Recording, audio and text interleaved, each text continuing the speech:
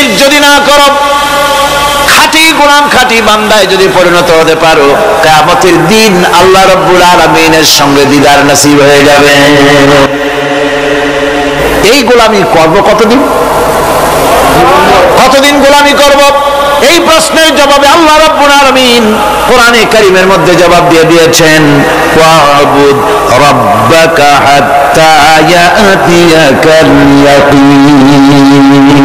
মৃত্যু পর্যন্ত, যতক্ষণ না নাক দিয়ে শেষ প্রশ্বাসটি নিঃশ্বাসটি বেরিয়ে যাচ্ছে, ততক্ষণ পর্যন্ত আনুগত্য গোলামি সত্য হবে কার?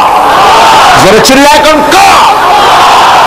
ألم يروا أنا جعلنا الليل ليسكنوا فيه والنهار مبصرا إن في ذلك لآيات لقوم يؤمنون। তারা কি আল্লাহ পাকের এই কুদরতের কথা চিন্তা করে না, যে আমি রাতের আধার দিয়ে ধরনীর বুক ছেড়ে দিনের উজ্জ্বলতা, কোলাহল, গাড়ির আওয়াজ, ভ্যান হো আওয়াজ হচ্ছে, কলকারখানার আওয়াজ হচ্ছে, সূর্যের বিরাট তাপ, ঘুম আসে না। সারাদিন কাজ করার পর শরীরের আরাম দেওয়ার জন্য রাতের একটি কালো চাদর পৃথিবীর উপরে আমি বিছায় দেই।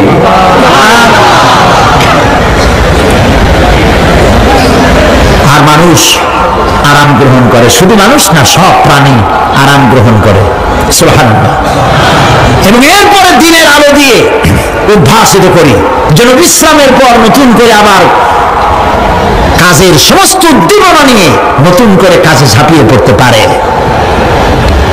কয়েক ঘন্টা অথবা সারাদিন হাড় ভাঙা খাটুনি খেটেছে, রিক্সা চালাইছে, গাড়ি চালাইছে, আড়াই মনের বস্তা মাথায় করে টেনেছে, চিন্তা ভাবনা করেছে।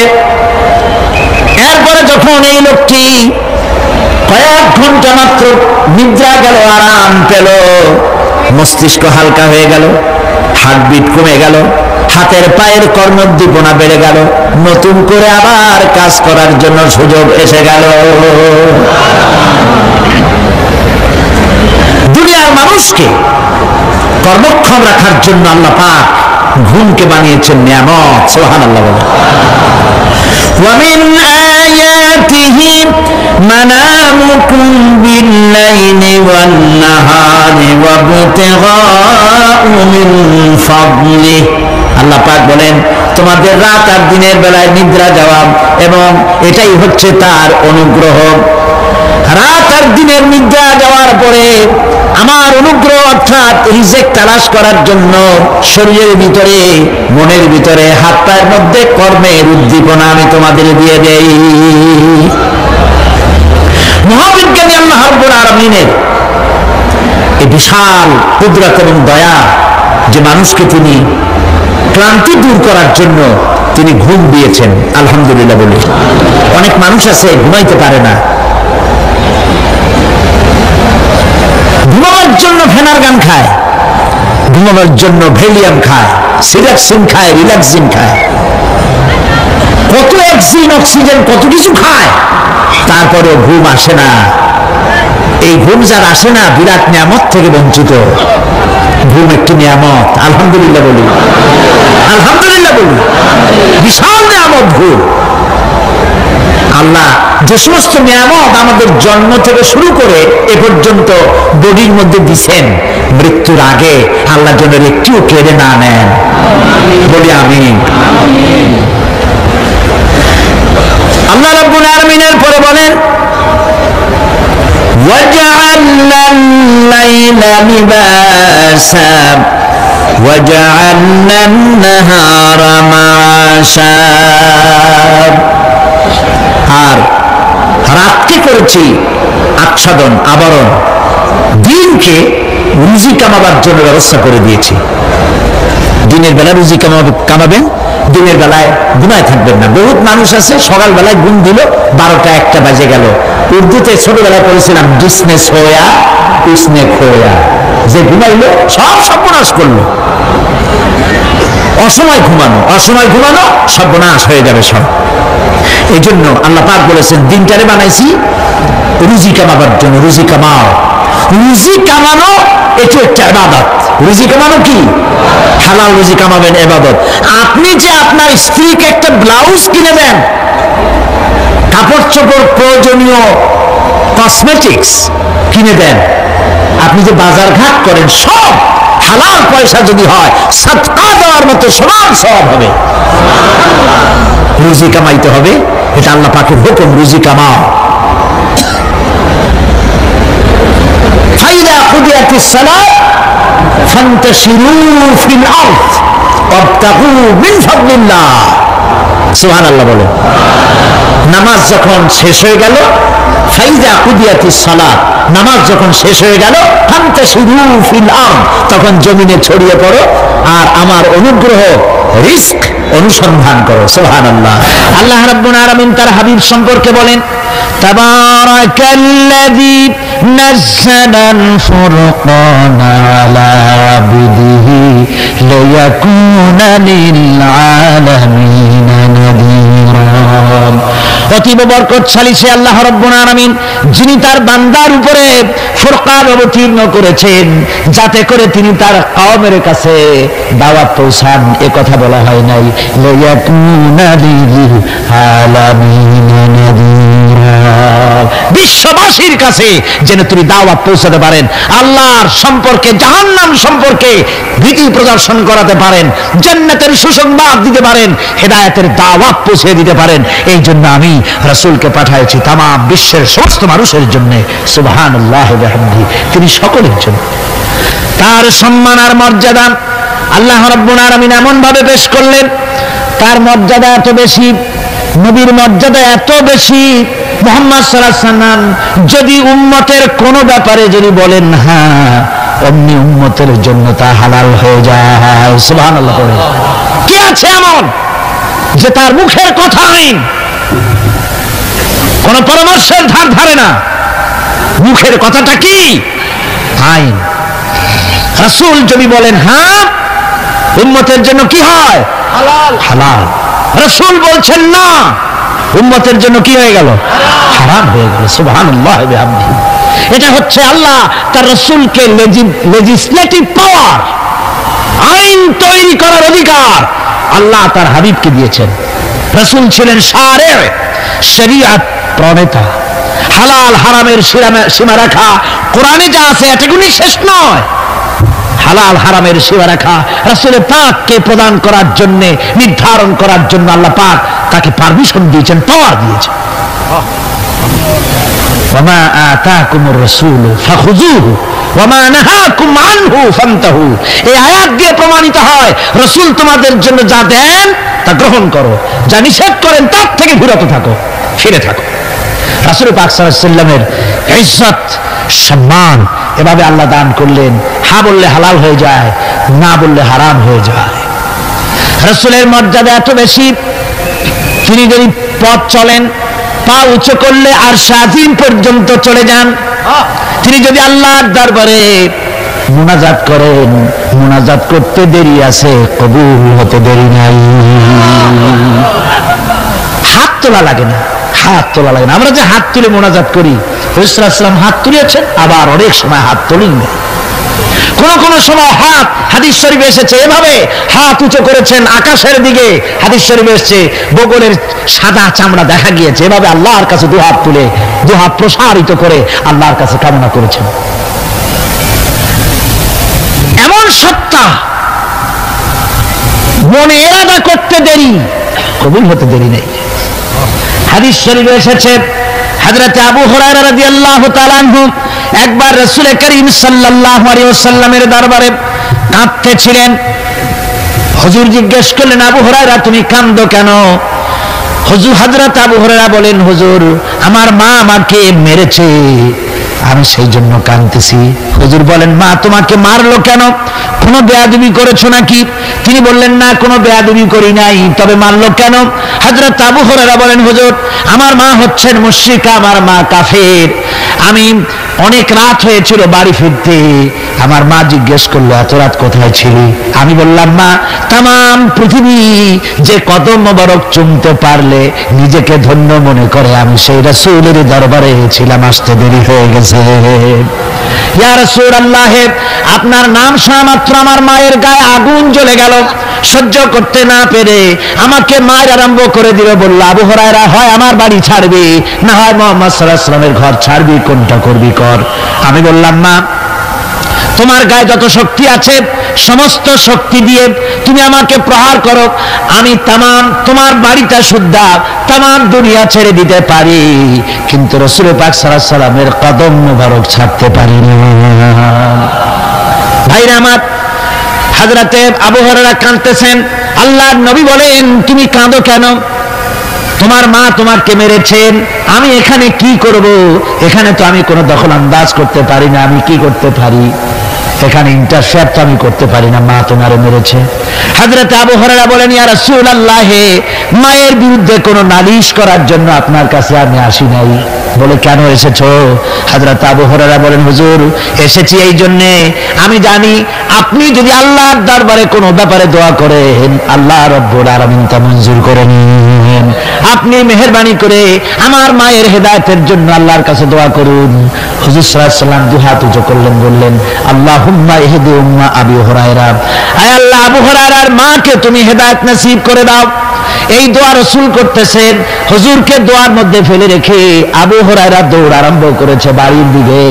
পেছন থেকে কয়েকজন সাহাবী তারা দৌড়ে গেল। আবু হুরায়রা দৌড়ায় কেন? এত ভদ্র মানুষ, কোন সময় কারোর সাথে রাগারাগি করে না, দৌড়ায় কেন? নিশ্চয়ই কোনো বিপদ বুঝি হয়ে গিয়েছে, পিছন থেকে জামা টেনে ধরেছে। কি হয়েছে, দৌড়াও কেন?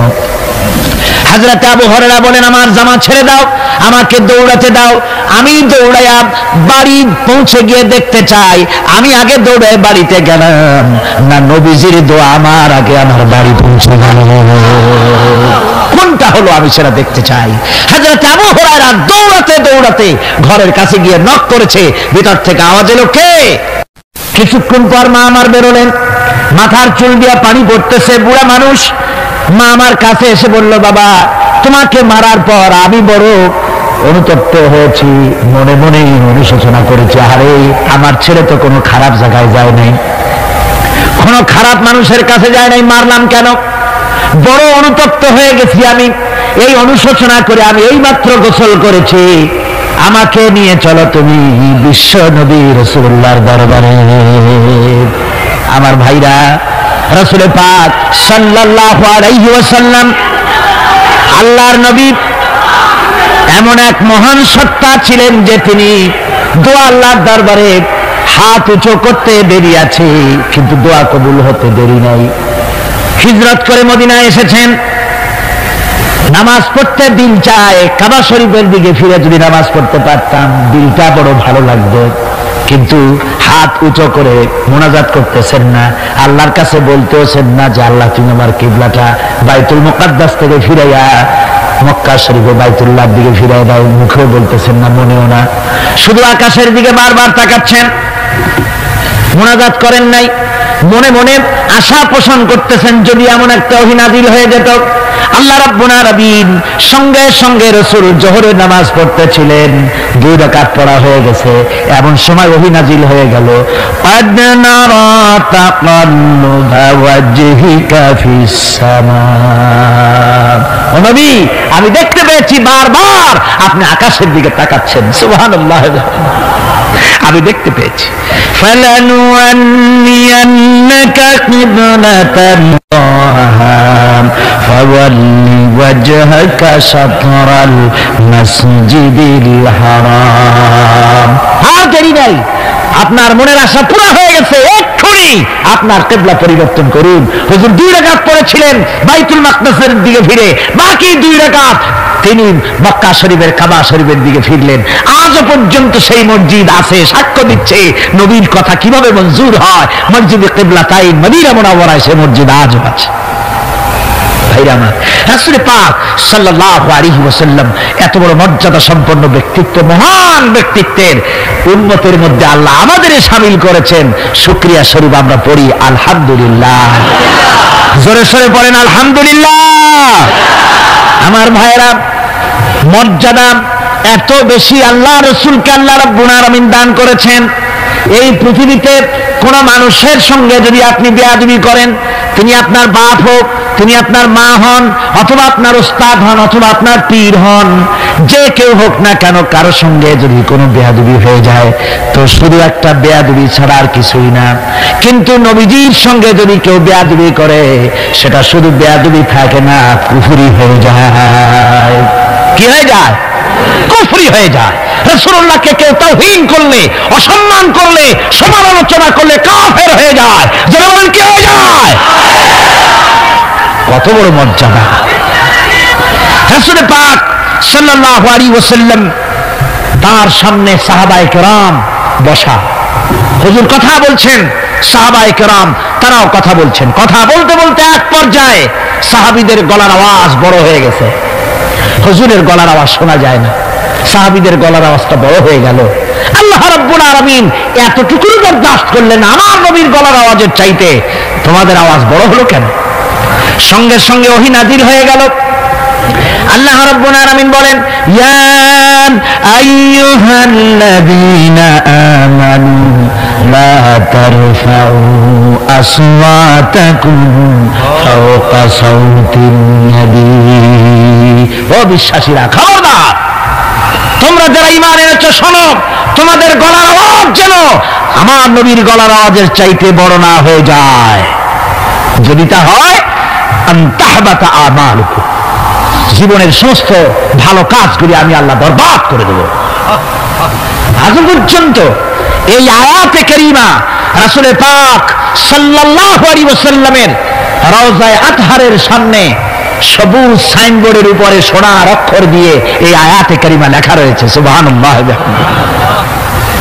সর্বকালের, সর্বযুগের সর্বশ্রেষ্ঠ মহামানব, সর্বশ্রেষ্ঠ বিশ্বনবী, আল্লাহর পরে যার মর্যাদা, তিনি হচ্ছেন মুহাম্মদ রাসূলুল্লাহ সাল্লাল্লাহু আলাইহি ওয়াসাল্লাম। তার অনুসরণ করা ইবাদত, তার অনুসরণ করা কি? আর তার নাফরমানি করা কুফরি।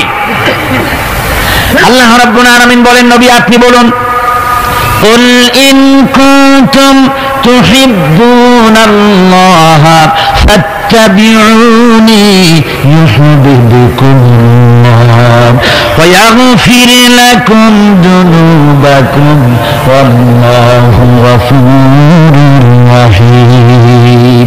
নবী বলুন, তোমরা যদি আল্লাহকে ভালোবাসো, মুমিনদেরকে শোনানো হচ্ছে, শোনো, তোমরা যদি আল্লাহকে ভালোবাসো, ফাত্তাবিউনি, ও নবী আপনি বলে দেন যে তাহলে আমার অনুসরণ করো। কার অনুসরণ? নবীর। কার অনুসরণ? নবীর অনুসরণ। আল্লাহ যদি ভালোবাসো, এ দাবি যদি সত্য হয়, আমার অনুসরণ করো। আর আমার অনুসরণ যদি করো, আল্লাহ পাক বলেন, নবী শোনায় দেন, আপনার অনুসরণ যারা করবে আল্লাহ তাদেরকে ভালোবাসবেন। আর শুধুই ভালোবাসবেন না, তামাম জিন্দেগির সকল গুনাহ খাতা রব্বুল আলামিন মাফ করে দিবেন। জীবনের সব গুনাহ মাফ হয়ে যাবে যদি হুজুরের অনুসরণ করা যায়। বিশ্বকবি, কবি সম্রাট আল্লামা ইকবাল রহমাতুল্লাহ আলাইহি বলেছেন, কি মোহাম্মদ সে वफा तूने तो हम तेरे हैं, ये जहां चीज ही क्या लोहो कलम तेरे हैं। মুহাম্মদ সাল্লাল্লাহু আলাইহি ওয়াসাল্লামের সঙ্গে মুহাব্বত জুড়ে দাও, আকাশ আর জমিন তো দূরের কথা, লৌহ কলম পর্যন্ত আমি আল্লাহ তোমার জন্য করে দেব। তুমি মুহাম্মদের হয়ে যাও সাল্লাল্লাহু আলাইহি ওয়াসাল্লাম, তার অনুসরণ করো, তার অনুকরণ করো জীবনের সব ক্ষেত্রে। ভাইরা আমার, তিনি হচ্ছেন আদর্শ। ভালো করে শুনুন, এই পৃথিবীতে কোন পীর সাহেব, কোন খাজা বাবা, কোন মাওলানা সাহেব, তার অন্ধ অনুকরণ করা যাবে না। যাবে চোখ বুঝে, চোখ বুঝে, বিনা প্রশ্নে, বিনা তর্কে যার অনুসরণ করতে হবে তিনি হচ্ছেন মুহাম্মদ রাসূলুল্লাহ সাল্লাল্লাহু আলাইহি ওয়াসাল্লাম। বিনা প্রশ্নে। কোন পীর সাহেব বললেন সকালবেলায় 10,000 বার আল্লাহু আল্লাহু করো, আল্লাহ আল্লাহ আস্তে হু জোরে, অথবা লা ইলাহা ইল্লাল্লাহ 500 বার জিকির করো, লা ইলাহা আস্তে ইল্লাল্লাহ জোরে। আর ইল্লাল্লাহ কোন কোন মুরিদরা তো এত জোরে করে তাতে কলব থাকলেও পারে, গেলেও পারে। আপনি ওই পীর সাহেবের কথা মতো এই জিকির করবেন, আপনাকে দেখতে হবে রাসূল পাক সাল্লাল্লাহু আলাইহি ওয়াসাল্লাম এইরকম জিকির করেছেন কিনা। ঠিক কিনা বল?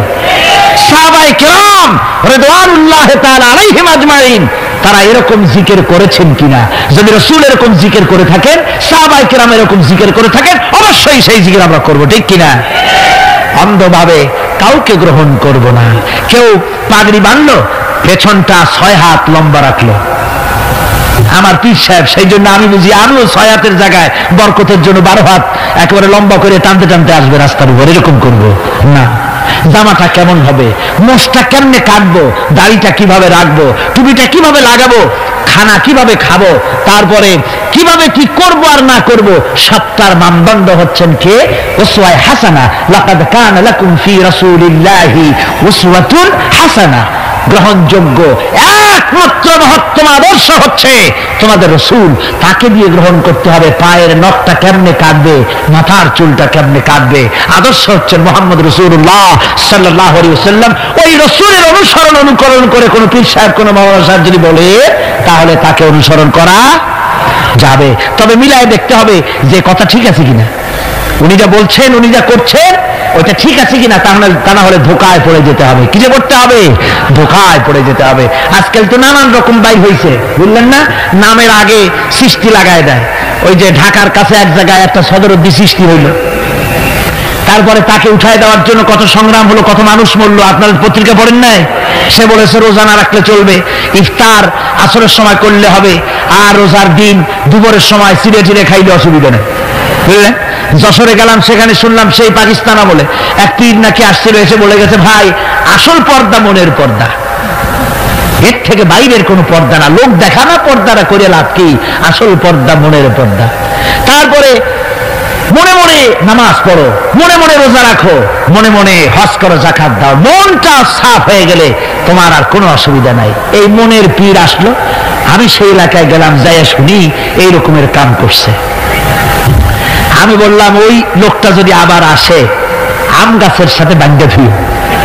তারপরে সে যখন বলবে যে আমার তো পেশাব পায়খানা করা লাগবে, আমার ছাড়ো, তোমরা বলবা যে না, ছাড়া যাবে না। মনে মনে যদি নামাজ পড়া যায়, মনে মনে পেশাব পায়খানা করুন।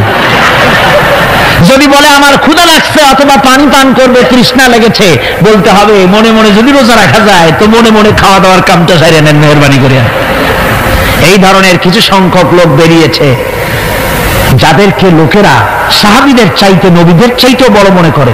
আশ্চর্য কথা, বিভিন্ন জায়গায় ধরনের পীর হয়, তাদের আবার নওরোজ অনুষ্ঠান হয়, তাদের জন্ম দিবসে তাদেরকে গোসল করানো হয়, সেই গোসলের পানি আবার মুরিদেরা খায়। জোরে কর নাউজুবিল্লাহ, জোরে কর নাউজুবিল্লাহ।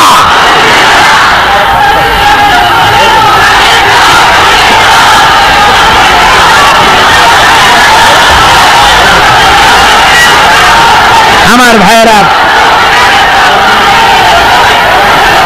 পীর সাহেবের গোসল করা পানির ভিতরে মুসলমানদের জন্য কোনো বরকত নাই। আছে কোনো বরকত? প্রশ্নে ওঠে না। তার শরীরের কত জায়গা দিয়ে পানি পড়তেছে, আর সেইটা মুরিদরা খায়। লজ্জা নাই, শরম নাই, ঘৃণা পর্যন্ত নাই। খুলনার এক এলাকা আছে এক পীর সাহেব, তার মুরিদরা তার পায়ের বুড়ো আঙ্গুল চষে, চুষতে চুষতে প্রায় ঘা বানায় ফেলেছে। তা আমি মুরিদদের জিজ্ঞেস করলাম যে তোমরা এরকম পাঁচ আঙ্গুল চষো কেন? কয় যে হুজুরের মারেফত পায়ের আঙ্গুল দিয়ে পেটের মধ্যে ঢুকবে, সেই জন্য। কি ধরনের খোরাফাত, কি বিদআত! রাসূল পাক সাল্লাল্লাহু আলাইহি ওয়াসাল্লাম যা করেন নাই, সাহাবায়ে কেরাম যা করেন নাই, সেগুলি চালু হয়ে গেছে সমাজে। এর থেকে বাঁচতে হবে, আপনাকে মনে রাখতে হবে, কলিজার মধ্যে ঈমান রাখতে হবে। কোন পীর সাহেব, কোন মাওলানা সাহেব ফু দিয়া আমার ভাগ্য ভালো বানায় দেবে অথবা আমাকে ভাগ্য নষ্ট করে দিবে, আমি আল্লাহর কসম তো বিশ্বাস করি না। আমার ভাগ্য,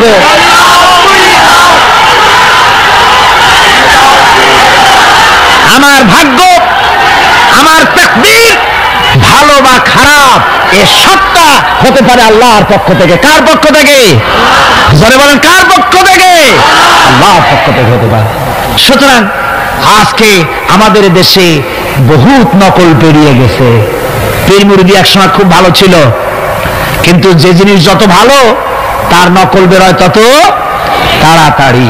তবে আলহামদুলিল্লাহ, এখনো আলহামদুলিল্লাহ কিছু হাক্কানি পীর এখনো আছে যারা সমাজের কাজ করেন, যারা ওইভাবে কদম বুঝি নেওয়ার জন্য পা আগ বাড়ায় দেয় না। কথা বুঝতে পেরেছেন? মানুষকে সর্বনাশ করে না, বরং তাদের ইলম আছে, ইলমের দ্বারা মানুষের কাছে হেদায়েতের কথা শোনায়, সমাজ গঠনমূলক কাজ করে, আল্লাহর কোরআন প্রচার করে। এ ধরনের লোক আছে, তবে এদের সংখ্যা কম। ঠিক কিনা? কম। এদের সংখ্যা কম। এরা বিভিন্ন জায়গায় মাজার তৈরি করেছে, মাজারাত তৈরি করেছে। একটা দুইটা মাজার না, বহুত মাজার। গাড়ি বাস সব থামাইয়া তারপরে তাদের কাছ থেকে, মানুষের কাছ থেকে পয়সা কালেকশন করা হয়। ঠিক কিনা? এই যে পয়সা কালেকশন করা হলো, আমি জিজ্ঞেস করি, এই টাকাগুলো যে কালেকশন করা হলো, দেওয়া হলো, এই টাকা দিয়ে কবরে যে শোয়া আছে, ওই টাকা দিয়ে তিনি কি কোনো ফায়দা পান? টাকা দরকার কার? জীবিত মানুষের না মরা মানুষের? তো কমন সেন্স নাই কেন মুসলমানের?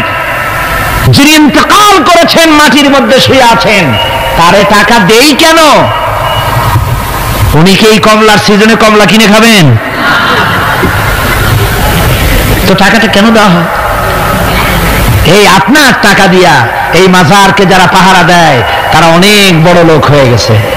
ঠিক কিনা? আবার অনেক মাজার আছে যে মাজারে কেডা শোয়া তা মাজারের পাহারাদারও জানে না। এরকম আমি নিজেও দেখেছি। জিজ্ঞেস করেছি যে কবর কার, কত তা তো জানি না। একজন আল্লাহর মাহবুব বান্দা শুয়ে আছে এখানে। কে সেই মাহবুব বান্দা? নাম টাম জানি না। স্বপ্নের মধ্যে দেখলাম আল্লাহর এক ওলির কবর এখানে, সেই জন্য গম্বুজ বানাই দিছি।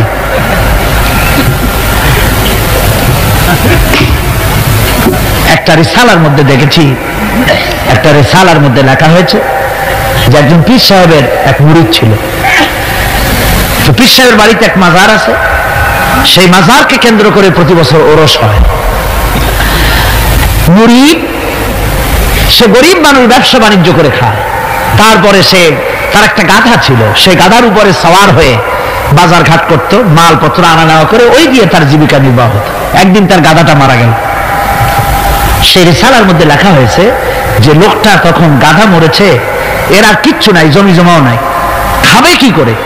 খুব দুঃখ পেল মনে। আর এই গাধা যদি মরে কুলে পড়ে থাকে তাহলে দুর্গন্ধ হবে। সেই জন্য রাস্তার পাশে ঝুপড়ি, তার একটা বাড়ি, ওই বাড়ির পাশেই রাস্তার পাশেই একটা কবর খুঁড়িয়া তার মধ্যে গাধারে শোয়াই দিয়া দাফন টাফন করিয়া কবরের পাশে বসে আর দুশ্চিন্তা করতেছে যে আমি এরপরে বাঁচবো কি করে, খাবো কি, ঘুমায়, মানে চোখ বুঝে বুঝে কাঁদতেছে। এমন সময় ওইটা ছিল বাজারে যাওয়ার রাস্তা, লোকজন বাজারের দিকে যাচ্ছে। যাওয়ার সময় চিন্তা করলো যে এখানে তো কোনোদিন মাজার দেখিনি, এখানে একটা লোক কাঁদতেছে মাজারের কাছে বসে, না জানি কোনো অলি আল্লাহর কবর হবে বোধহয়। এরপরে লোকেরা বাজার থেকে ফেরার সময় দেখে যে হ্যাঁ, ওই সেই লোকটা এখনো কাঁদতেছে। তখন যার কাছে যা ছিল, কেউ দুইটা পান থুয়ে গেল, কেউ একটা বেগুন, কেউ দুইটা চিংড়ি মাছ, কেউ দুইটা টাকা, কেউ একটু মরিচ, এইভাবে তরি তরকারি চাউল যার কাছে যা ছিল কিছু কিছু দিয়ে গেছে। কিছুক্ষণ পর সন্ধ্যার দিকে লোকটা মনে করলো আর কতক্ষণ কান্দি, এখন বাড়ি যাই। চোখ খুলে দেখে চতুর্দিকে খাদ্য খাবার, তরি তরকারি, পয়সা করি। কই যে মাশাআল্লাহ, শুনছিলাম হাতি বাঁচতেও লাখ টাকা, মরলেও লাখ টাকা। সে কথা যে গাধার ব্যাপারে খাবে তা তো জানি না। এই গাধা মরেও তো আমার বাঁচাই গেছে। এখন ওই কবরের উপরে, গাধার কবরের উপরে চাদর টাদর চড়াই চড়াই দিয়া ওইখানে জুজ্জাক করে বসছে। বছর খানিক চলে গেল, লোকেরা পয়সা কড়ি দেওয়া শুরু করলো।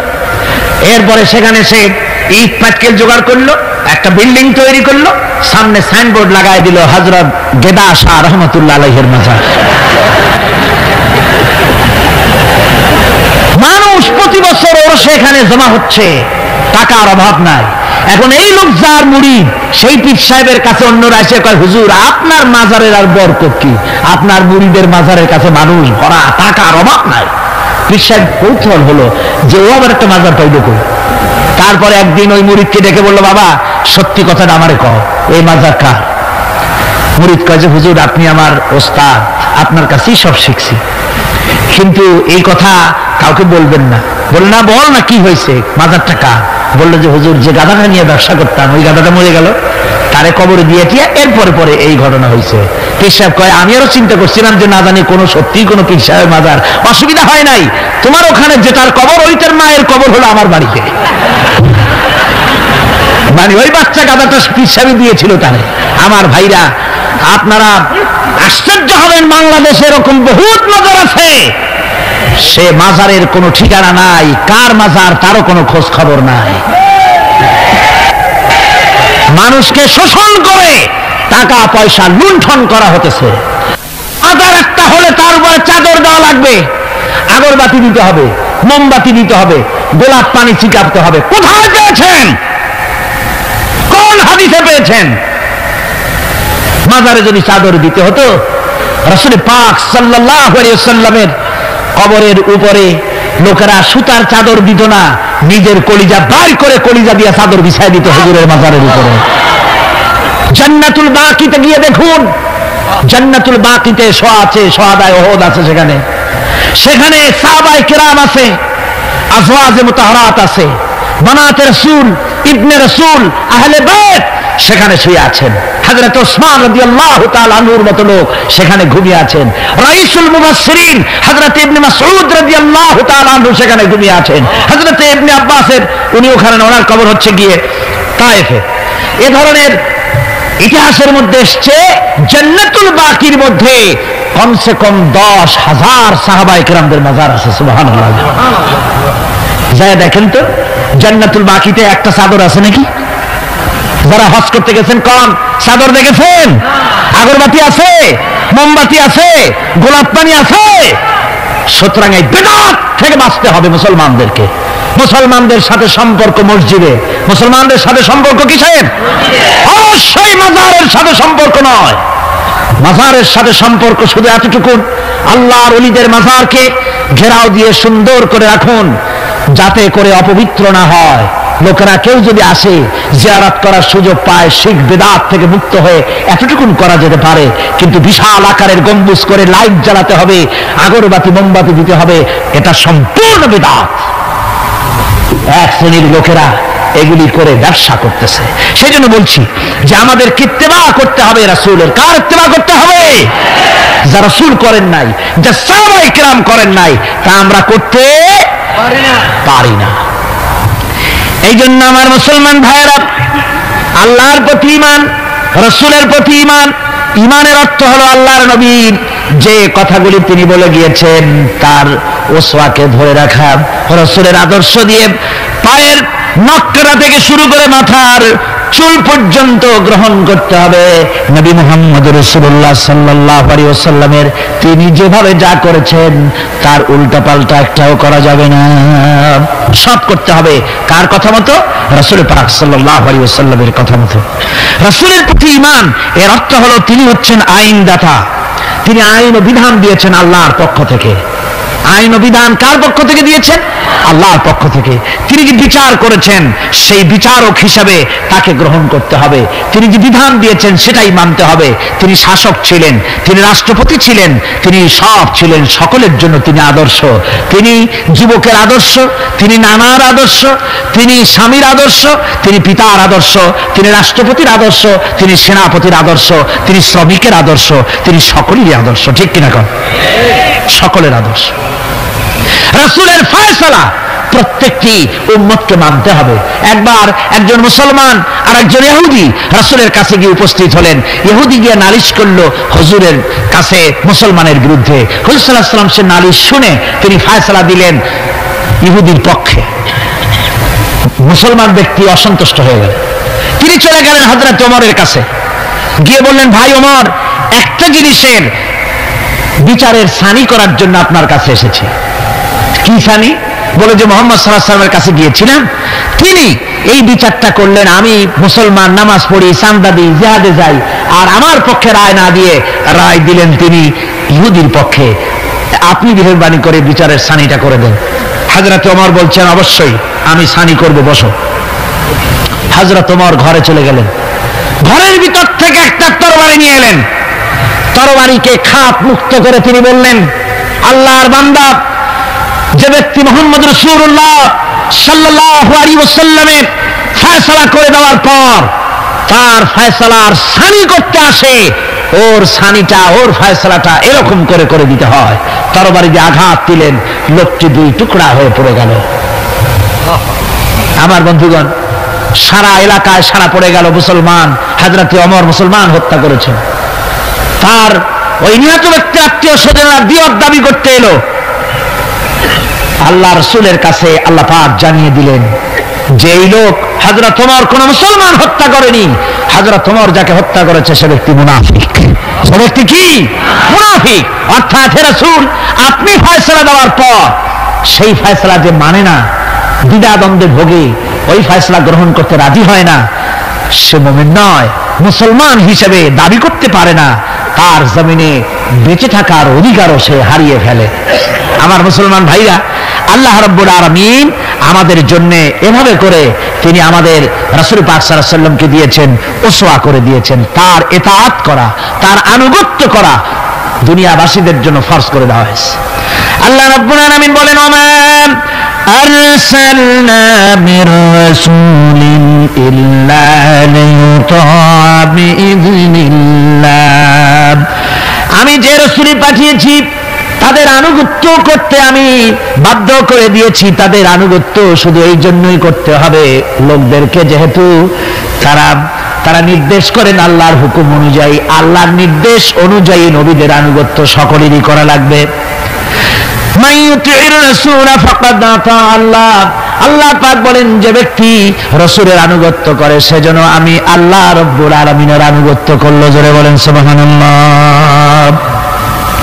এরপরে আল্লাহ রাব্বুল আলামিন বলেছেন, ইয়া আইয়ুহাল্লাযীনা আমানু আতিউল্লাহা ওয়া আতিউর রাসূল ওয়া লা তুবতিলু আমালাকুম।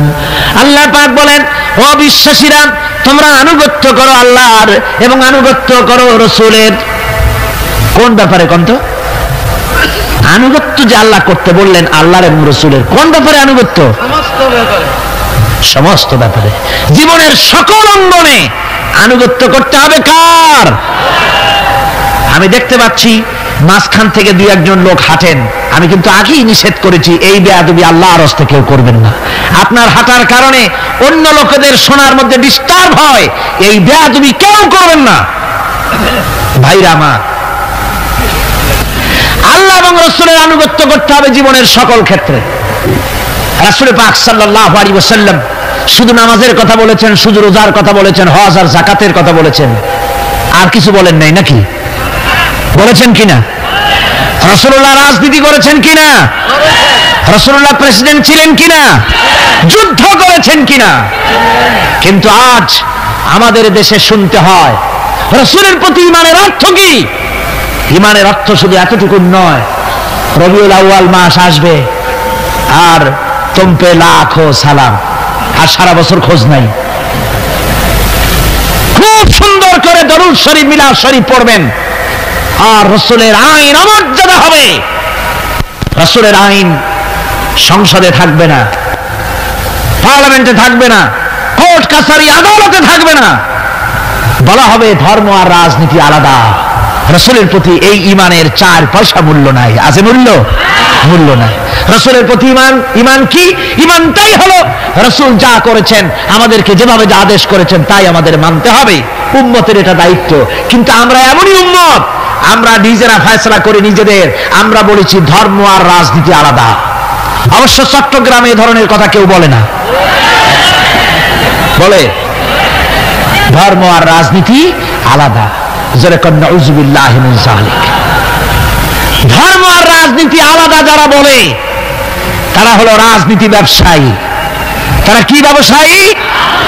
রাজনীতি ব্যবসায়ী। ওরা রাজনীতির ব্যবসা করে। जुदा हो जो दीन से सियासत रह जाती है चंगेजी। ধর্ম থেকে রাজনীতি যখন আলাদা হলো তখন সেখানে বাকি থাকে চেঙ্গিজিপনা, হালাকু খানপনা, মারামারি, হত্যাকাণ্ড সেখানে চালু থাকে, আর কিছুই থাকে না। ধর্ম ছাড়া রাজনীতি, তার নাম হচ্ছে প্রচন্ড দুর্নীতি। তার নাম কি? একটু প্রচন্ড দুর্নীতি। এক শ্রেণীর লোকেরা আজ বলছে যে ধর্ম আর রাজনীতি আলাদা। ধর্ম কোথায়? তাদের কথা হলো ধর্ম হলো পবিত্র জিনিস, ওই পবিত্র জিনিস থাকবে মসজিদে, পবিত্র জিনিস থাকবে মাদ্রাসায় আর খানকার ভেতরে। ওই পবিত্র ধর্ম রাজনীতিতে আনা যাবে না। ধর্মের প্রতি তাদের মহব্বত খুব, ধর্ম খুব পবিত্র। আল্লাহকে যেন বলা হচ্ছে আল্লাহ আর হে রাসূল তোমরা দুজনা মসজিদ আর মাদ্রাসায় থাকো। আমাদের জীবনের বিস্তীর্ণ অঙ্গনে তোমাদের প্রতি 144 92 ক ধারা 144 ধারা জারি করে দিলাম। আমাদের জীবনের বিস্তীর্ণ অঙ্গনে তোমরা আইসো না। তোর মসজিদে থাকো, মাদ্রাসায় থাকো, আমরা সুযোগ পাইলে তোমার একটা সেজদা দিয়ে আসবো গিয়ে। আর আল্লাহ তোমার একটা সেজদা পাওয়ার জন্য দারুণ ভাবে কাঙ্গাল হয়ে আছে না? নাউযুবিল্লাহি মিন যালিক। যারা বলে ধর্ম আর রাজনীতি আলাদা, তারা সুস্পষ্ট মুনাফিক। যারা বলেন তারা কি? এই লোকগুলি হচ্ছে ধর্মনিরপেক্ষবাদী, সেকুলারিজম, ধর্মনিরপেক্ষ মতবাদের লোক। তারা বলে যে ধর্মনিরপেক্ষ, ধর্মের ব্যাপারে নিরপেক্ষতা অবলম্বন করা লাগবে। এরা খুব সুচতুর, ভাতের ব্যাপারে নিরপেক্ষতা অবলম্বন করে না। আপনারা কন, যে জিনিস যত বেশি প্রয়োজন আমরা তার পক্ষে থাকি না নিরপেক্ষ থাকি? ভাতের ব্যাপারে নিরপেক্ষ লোক আছে নাকি এখানে? ডায়াবেটিসের রোগী ছাড়া ভাতের ব্যাপারে নিরপেক্ষ লোক নাই, সবই পক্ষে। আচ্ছা, ঘুমটা আমাদের জন্য জরুরি কিনা? এই ঘুমের আমরা পক্ষে না বিপক্ষে? নিরপেক্ষ আছে কেউ নাই। বিবাহ যারা করে নাই সেই সব যুবকদের জন্য বিবাহটা জরুরি কিনা? এই জরুরি বিষয়ের প্রতি যুবকদের কি মত? এ ব্যাপারে কি নিরপেক্ষ না পক্ষে? খুব জোরেই বলেছে পক্ষে। তাহলে বোঝা গেল যে জিনিস যত বেশি জরুরি আমরা সেটার পক্ষে, আর যেটা জরুরত নাই আমরা সেটা পক্ষে নাই। তাহলে ধর্ম কি এতই অজরুরি বিষয় যে এইটার ব্যাপারেই আমরা শুধু নিরপেক্ষ হয়ে থাকবো? নাউযুবিল্লাহি মিন যালিক। ধর্মের ব্যাপারে নিরপেক্ষতা অবলম্বনকারী একটা রাজনৈতিক দল আমাদের দেশে কাজ করতেছে, ঠিক কিনা? ধর্ম নিরপেক্ষ মতবাদের সপক্ষে তারা কোরআনে কারীমের আয়াত বলে। তারা বলে মৌলভী সাহেবরা কি বুখারী পড়ে নাই? বুখারীর মধ্যে আছে লাকুম দীনুকুম ওয়ালিয়া দীন। আর অনুসারীরা তখন চিন্তা করে, বাপরে, আমাদের নেতি খান বুখারীও পড়ে, আজীব তামাশা। লা ইকরাহা ফিদ্দীন, এর মধ্যে ধর্ম নিরপেক্ষতার গন্ধ নাই। সূরাটির নাম হচ্ছে সূরা কাফিরুন। সূরাটির নাম কি? কাফেরেরা বলেছিল, হে মুহাম্মদ সাল্লাল্লাহু আলাইহি ওয়াসাল্লাম, ধর্মের ব্যাপারে আমাদের ভিতরে বড় ঝগড়াঝাটি প্রায় লেগে থাকে, সুতরাং ধর্ম নিয়ে বাড়াবাড়ি না করে আসো, আমরা এক কাজ করি, তোমরা কিছুদিন আমাদের প্রতিমাগুলির সামনে এসে একটু পূজা দিয়ে যাও, আর আমরাও কয়েকদিন তোমাদের মসজিদে গিয়ে আল্লাহর সেজদা দিয়ে আসবো। এইভাবে আমরা ধর্মকে 50-50 ভাগাভাগি করে নেই। কাফেরেরা, তোমরা যার ইবাদত করো আমরা তার ইবাদত করি না, আবার আমরা যার ইবাদত করি তোমরা তার ইবাদত করো না। সুতরাং লাকুম দীনুকুম ওয়ালিয়া দীন, সুতরাং তোমাদের ধর্ম তোমাদের জন্য, আমাদের ধর্ম আমাদের জন্য। তার মানে তোমরা তোমাদের ধর্ম নিয়ে থাকো, আমরা আমাদের ধর্ম নিয়ে থাকি। এটা কি নিরপেক্ষর কথা হলো না পক্ষের কথা হলো? ওই বেওকুফরা তারা মানুষকে বিভ্রান্ত করতে চায়, কোরআনে কারীমের আয়াতকে নাজায়েজ তরিকায় তারা ব্যবহার করে। আবার বলে লা ইকরাহা ফিদ্দীন, মৌলবীরা জানে না ধর্মের মধ্যে বাড়াবাড়ি নাই। কত বড় মুফাসসির একজন! ধর্মের মধ্যে বাড়াবাড়ি নেই, লা ইকরাহা ফিদ্দীন, ধর্মে বাড়াবাড়ি। এটা কিসের কথা? এ কথাটা হচ্ছে মুসলমানদেরকে বলা হচ্ছে, অমুসলিমদেরকে বাধ্যতামূলক ভাবে ভয় দেখিয়ে, প্রলোভন দেখিয়ে, ত্রাস সৃষ্টি করে কোন ক্রমে তাদেরকে মুসলমান বানানো যাবে না। ইচ্ছে করে যদি কেউ আসে ইসলামের সৌন্দর্যে মুগ্ধ হয়ে, মোস্ট ওয়েলকাম, তাকে গ্রহণ করো। বাড়াবাড়ি করা যাবে না, ভয় দেখানো যাবে না, লোভ দেখানো যাবে না। এটা হলো লা ইকরাহা ফিদ্দীন। আর এই বেওকুফরা এই আয়াতকেও নিয়েছে তাদের ধর্ম নিরপেক্ষতার ক্ষেত্রে। আমি জিজ্ঞেস করতে চাই, সেকুলারিজম দিয়ে যাদের মন মস্তিষ্ক ভরপুর, সেসব ভাইদেরকে জিজ্ঞেস করি, বিবেক দিয়ে চিন্তা করুন, ধর্ম নিরপেক্ষ আপনি কেন হবেন? দুনিয়ার কোন পয়গম্বর কি ধর্মের ব্যাপারে নিরপেক্ষ ছিলেন? আপনি যার উম্মত, আমরা যার উম্মত, বিশ্বনবী তিনি কি ধর্মের ব্যাপারে নিরপেক্ষ ছিলেন? রাসূলুল্লাহ রীতিমতো রাষ্ট্রপ্রধান ছিলেন, প্রেসিডেন্ট ছিলেন, সুবহানাল্লাহ পড়ে। 12.5 লক্ষ বর্গ মাইল শাসন করেছেন। প্রেসিডেন্ট ছিলেন মুহাম্মদ রাসূলুল্লাহ সাল্লাল্লাহু আলাইহি ওয়াসাল্লাম। জীবনে বহু যুদ্ধ করেছেন, এই যুদ্ধের কমান্ডার ইন চিফ ছিলেন, প্রধান সেনাপতি ছিলেন, সশস্ত্র যুদ্ধ করেছেন, মোকাবেলা করেছেন অস্ত্র নিয়ে। শ্রমিক হয়ে কাজ করেছেন, শ্রম সমস্যার সমাধান করেছেন। মসজিদে নববী ছিল এই রাজনীতির প্রাণ কেন্দ্র। মসজিদে নববী কি ছিল? রাজনীতির প্রাণ কেন্দ্র। রাসূলুল্লাহ এখানে বসেই রোম শাম পারস্য বিজয়ের পরিকল্পনা করতেন। এখানে বসেই উহুদ বদর হুনাইন ইয়ারমুক যুদ্ধের সৈন্য রিক্রুট করেছেন মসজিদ নববীর ভেতরে বসে। এখানে বসে রাষ্ট্রদূতদের সঙ্গে সাক্ষাৎ প্রদান করেছেন, বিচার ফায়সালা করেছেন মসজিদের মধ্যে। আর আজ বলা হয় মসজিদের মধ্যে রাজনীতি বলতে দেওয়া হবে না। মসজিদের মধ্যে কেউ কি ইলেকশনের কথা, মসজিদের মধ্যে কেউ কি তার দলের কথা বলে? বলে কোরআনের রাজনীতির কথা। কিসের রাজনীতির কথা বলে? কোরআনের রাজনীতির কথা বলে। সুতরাং ধর্ম আর রাজনীতি আলাদা, এই কথা যারা বলে, এই সেকুলারিজমের লোকেরা, তারা শুনে রাখুন, ধর্মনিরপেক্ষ মতবাদ একটি কুফরি মতবাদ। এটা কি মতবাদ? জোরে বলতে হবে, এটা কি মতবাদ? এটি একটি কুফরি মতবাদ। ধর্ম নিরপেক্ষতার মানে হচ্ছে ধর্মহীনতা। ধর্ম নিরপেক্ষতার মানে কি? ধর্মহীনতা। ওরা কোনদিন সব সময় বলবে ধর্মকে ব্যবহার করতেছে রাজনীতিতে। বেচারা তোমরাও ধর্মের কথা বলো না, তা ওরা বলবে না। ওরা ওদের কর্মীদেরকে কখনো নামাজের কথা বলবে না। যদি বলে, তা বলে এই জন্য, তোমরা নামাজ পড়ো মসজিদে যাইয়া দেখো কেউ রাজনীতির কথা বলে নাকি। নামাজ পড়ার জন্য নয়, রাজনীতি কেউ করে নাকি তা দেখার জন্য, গোয়েন্দাগিরি করার জন্য। হায় রে কপাল পোড়ার দল। আমার দেশে এই ভণ্ডামি ছিল না। ধর্মনিরপেক্ষ মতবাদ একটা ভণ্ডামি। যারা বলেন এটা কি? আমার দেশে এটা ছিল না। এই ভণ্ডামিমূলক ধর্মনিরপেক্ষতা রাজনীতি বাংলাদেশে ছিল না। 1971 সনের পরে যারা ক্ষমতা এলো, তারা ভারত থেকে, ভারতের কাফেরদের তৈরি করা পৃথিবীর এই নিকৃষ্ট মতবাদ বাংলাদেশে আমদানি করেছে।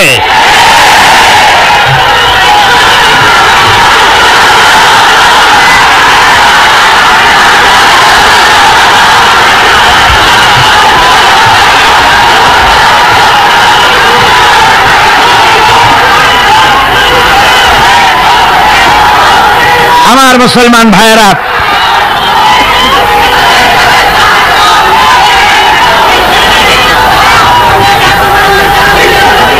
এই যে কোরআন শরীফ, এই কোরআন শরীফ মানতে হবে মুসলমানদেরকে।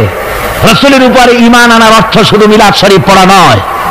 কোন নেত্রী কি বলল তার ধার কোন মুসলমান ধারতে পারে না। মুসলমান ধার ধারবে আল্লাহ আর রাসূলের। ঠিক কিনা? কন যারা বলেন ঠিক কিনা? ভারতের গোলাম এরা বলে ধর্মনিরপেক্ষতার মানে ধর্মহীনতা নয়।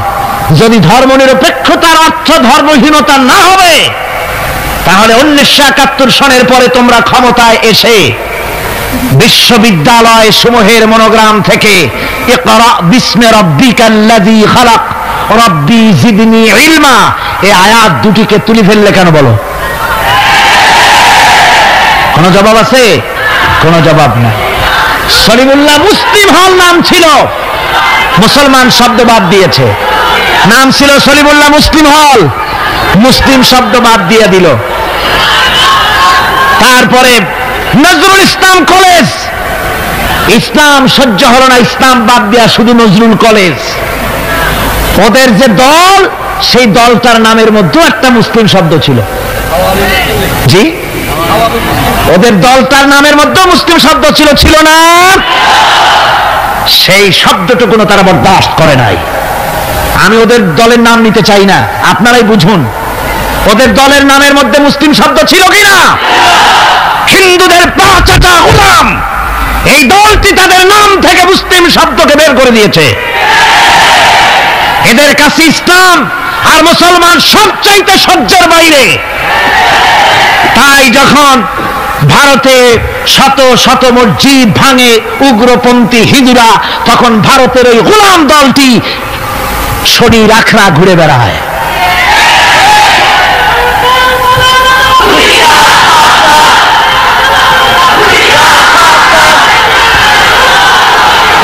আমার মুসলমান ভাইদের খেদমতে আমি আরজ করতে চাই, মুসলমানদের কাজ বুঝতে হবে, ধর্মনিরপেক্ষ মতবাদ মুসলমানদের জন্য জায়েজ নাই, হারাম। দুনিয়ার সব আলেম একমত, এই ফতোয়ার উল্টা কেউ ফতোয়া দিতে পারবে না। দুনিয়ার সব মুফাসসিরিন, মুহাদ্দিসিন, উলামায়ে কেরাম, মুফতি সব একমত, ধর্মনিরপেক্ষ মতবাদ কুফরি মতবাদ। কি মতবাদ? যারা বলেন কি মতবাদ? কোন মুসলমানের সন্তান যাকে মুসলমানের জন্ম দিয়েছে ধর্মনিরপেক্ষবাদের আন্দোলন করতে পারে না, হারাম হারাম।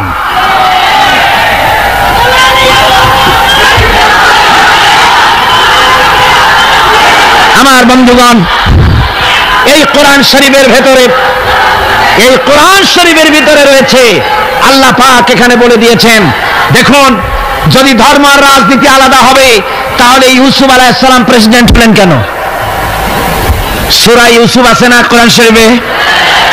হযরত ইউসুফ আলাইহিস সালাম জেলে গিয়েছিলেন, দীর্ঘদিন জেলে ছিলেন। জেল থেকে বেরিয়ে এসে মিশরের অর্থ এবং খাদ্য দুটি মন্ত্রণালয়ের দায়িত্বশীল মন্ত্রী হয়েছিলেন, আছে কোরআন শরীফে। গোটা মিশরের প্রেসিডেন্ট হয়েছিলেন, আছে কোরআনে। সুলাইমান আলাইহিস সালাম গোটা পৃথিবীর প্রেসিডেন্ট ছিলেন, আছে কোরআনে। মুহাম্মদ সাল্লাল্লাহু আলাইহি ওয়াসাল্লাম প্রেসিডেন্ট ছিলেন, আছে কোরআনে। সর্বত্র পয়গম্বরেরা রাজনীতি করেছেন। এই দুশ্চরিত্র লোকগুলি ভারতের গোলামেরা, তাদের কথা হলো আলেম ওলামারা রাজনীতি করবে না, ধর্মীয় মাহফিলে রাজনীতি হবে না, বাংলাদেশ তোমার বাপের সম্পত্তি, এমন ভাবে কথা বলে বাংলাদেশে ধর্ম নিয়ে রাজনীতি করতে দেওয়া হবে না। মনে হয় যেন বাপ, এই বাংলাদেশের বাপের সম্পত্তি আর আমরা ঘর জামাই থাকি।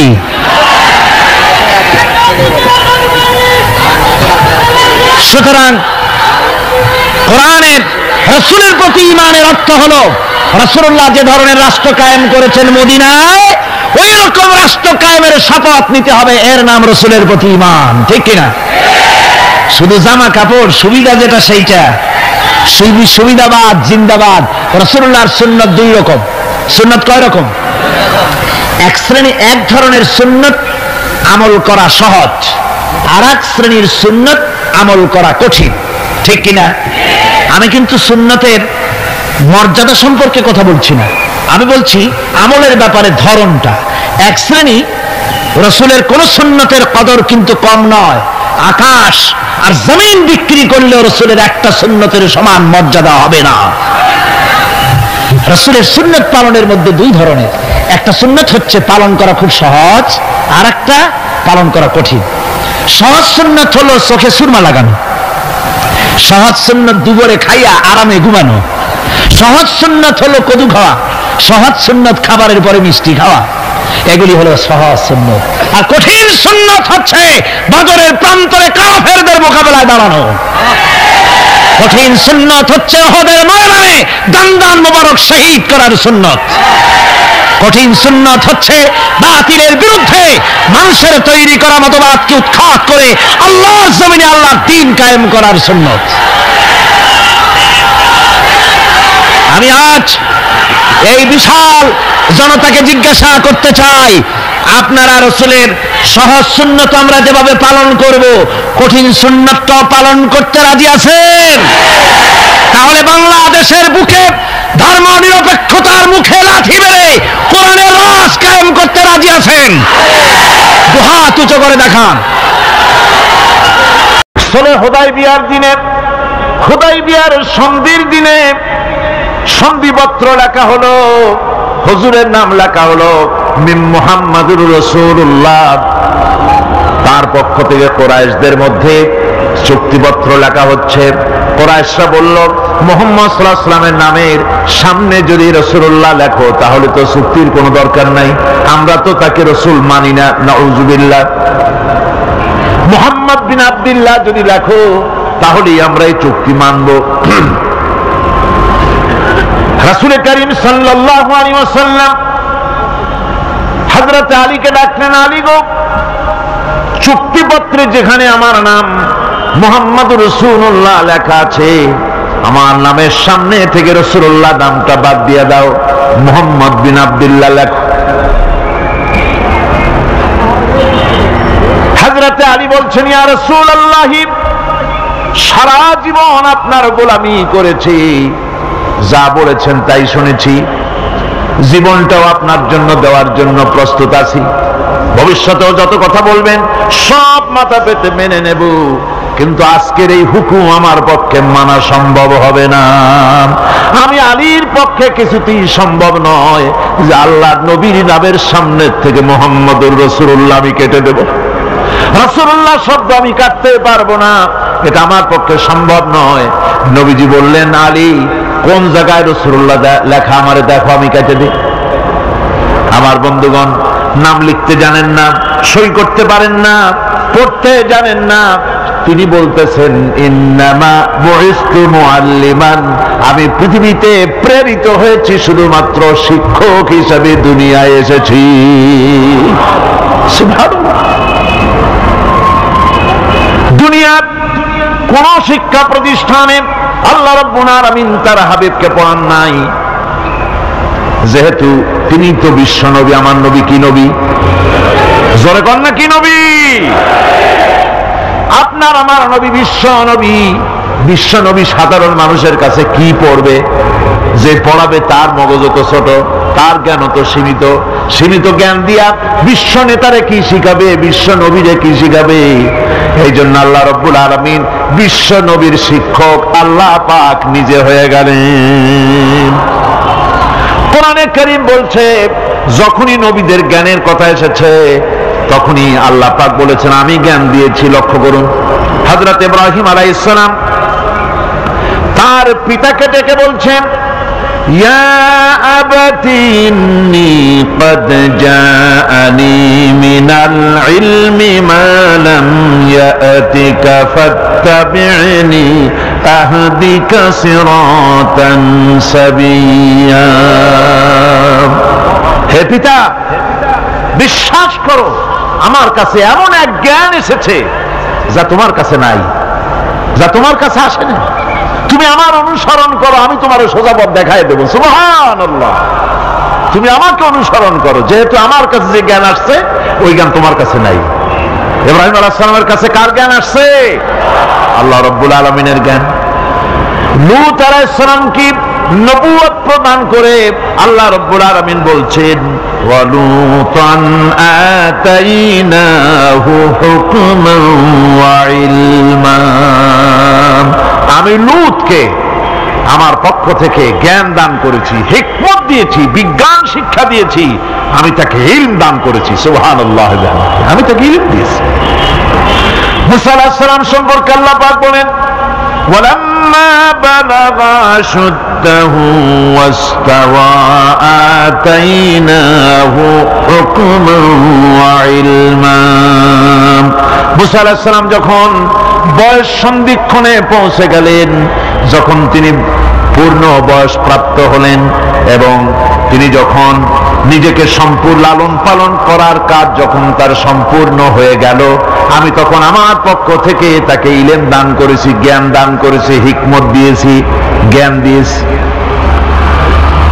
রাসূল কারীম সাল্লাল্লাহু আলাইহি ওয়াসাল্লাম সম্পর্কে আল্লাহ পাক বলছেন, وَلَئِنِ اتَّبَعْتَ أَهْوَاءَهُمْ بَعْدَ الَّذِي جَاءَكَ مِنَ الْعِلْمِ مَا لَكَ مِنَ اللَّهِ مِنْ وَلِيٍّ وَلَا نَصِيرٍ। তুমি যদি জ্ঞান লাভের পরও তাদের প্রবৃত্তির অনুসরণ করো, তাহলে আল্লাহর কাছ থেকে তোমাকে রক্ষাকারী কেউ থাকবে না, কোন সাহায্যকারী তুমি পাবে না। আমি যে জ্ঞান তোমাকে দিয়েছি এটারই অনুসরণ করো, এর মধ্যেই মুক্তি, বিশ্ববাসীর মুক্তি এই জ্ঞানের অনুসরণের ভেতরে। প্রত্যেক জাতির জন্য আল্লাহ রাব্বুল আলামিন নিজের পক্ষ থেকে রাসূল পাঠিয়েছেন। আল্লাহ পাক বলেছেন, ওয়ালিকুল্লি উম্মাতির রাসূল, প্রত্যেক জাতির জন্য আমি রাসূল প্রেরণ করেছি। এমন কোন জাতি নাই যার কাছে নবী রাসূল পাঠানো হয় নাই। ওয়া ইম মিন উম্মাতিন ইল্লা খালা ফিহা নাযীর, সমস্ত নবীদের কাছে, সমস্ত উম্মতের কাছে, জাতির কাছে আমার পক্ষ থেকে আমি নবী পাঠাইছি। কোন সুবহানাল্লাহ।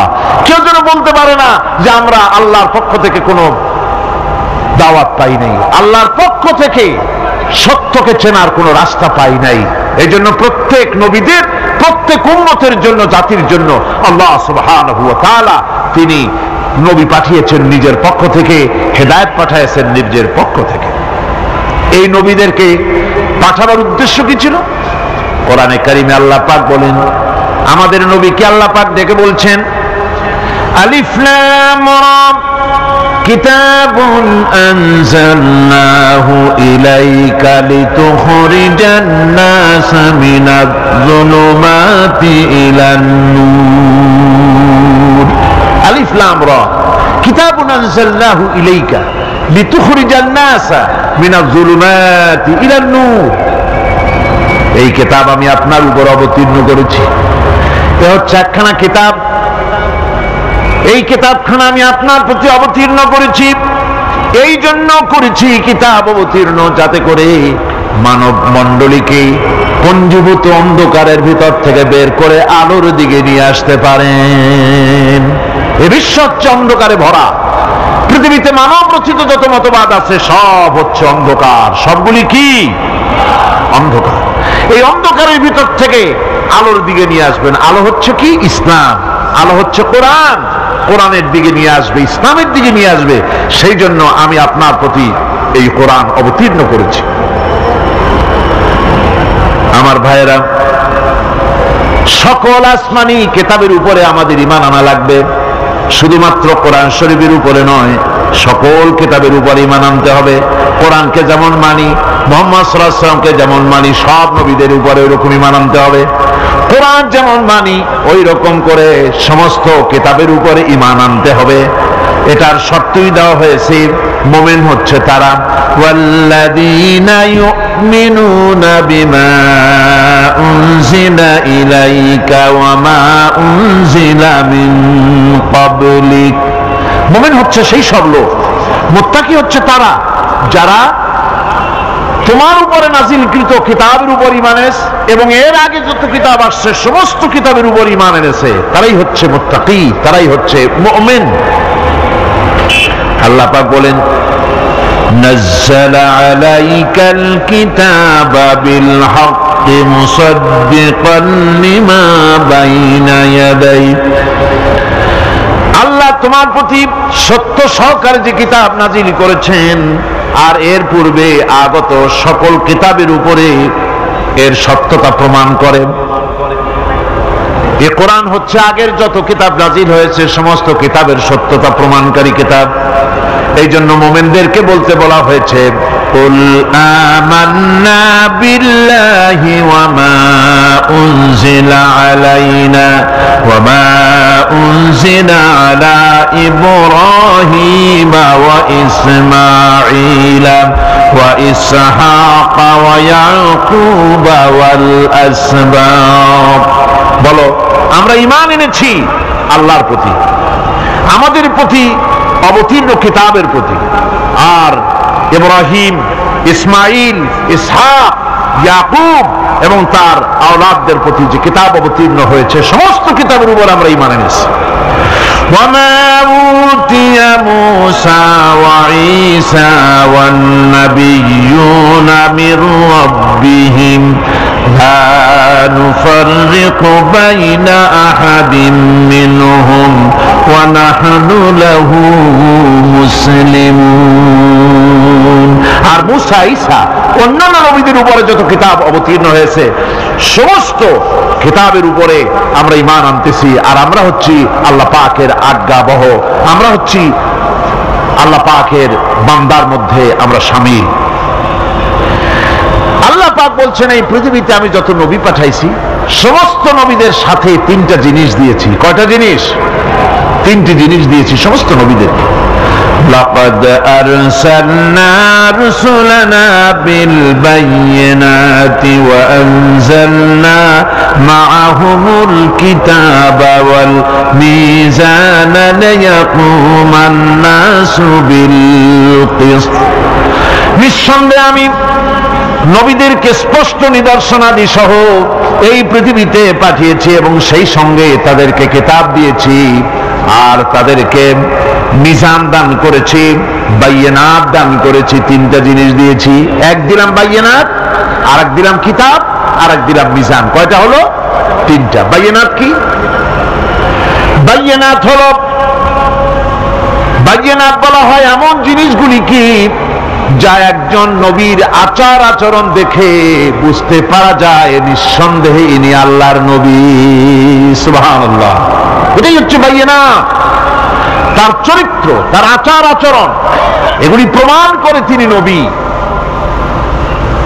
আমার বন্ধুগণ, হযরতে খাদিজা রাদিয়াল্লাহু তাআলা আনহা যখন ইসলামের দাওয়াত পেয়েছিলেন, আল্লাহর নবীর পক্ষ থেকে যখন দাওয়াত পেলেন, নবুয়তের তাওহীদের যখন দাওয়াত পেয়েছিলেন, একজন স্ত্রী হিসেবে তার স্বামীর প্রতি এত শ্রদ্ধা, স্বামীর প্রতি এত ভক্তি শ্রদ্ধা, অনাবিল ভক্তি শ্রদ্ধা, যার কারণে হযরতে খাদিজা একটা মুহূর্তের জন্য, এক সেকেন্ডের জন্য দেরি করেন নাই, কোনো প্রশ্ন তোলেন নাই যে আপনি নবী হইলেন কেমনে, অথবা আপনার মধ্যে তো এই জিনিস দেখছি, আপনি নবী হইলেন কেমনে, এমন কোন কথা বলেন নাই। যখনই নবুয়তের তাওহীদের দাওয়াত পেলেন, মা খাদিজাতুল কুবরা সঙ্গে সঙ্গে তিনি পড়ে নিলেন লা ইলাহা ইল্লাল্লাহু মুহাম্মাদুর রাসূলুল্লাহ।